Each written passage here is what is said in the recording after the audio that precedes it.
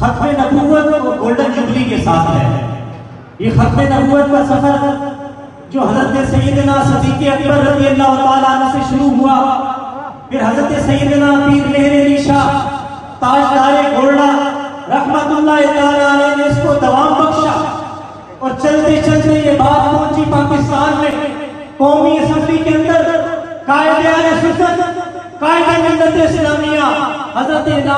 इमाम अशरफ अहमद नूरानी सिद्दीकी नज़रअल्लाहु मरकज़हु ने कानून की सूरत में कानून तहफ़्फ़ुज़ खत्म नबूवत का कानून मंजूर कराकर इसको दवाम बख्शा। अल्लाह करीम इमाम नूरानी रहमतुल्लाह ताला अलैह और हजरत सैयदना सिद्दीक़ अकबर रज़ियल्लाहु ताला अन्हु से लेकर इस हासिल वक्त तक जितने भी हज़रात ने खत्म नबूवत की तहरीक में जिस हवाले से भी अपना किरदार अदा किया, अल्लाह तबारक व तआला सबकी सही जमीलों को अपनी बारगाह में फरमाए।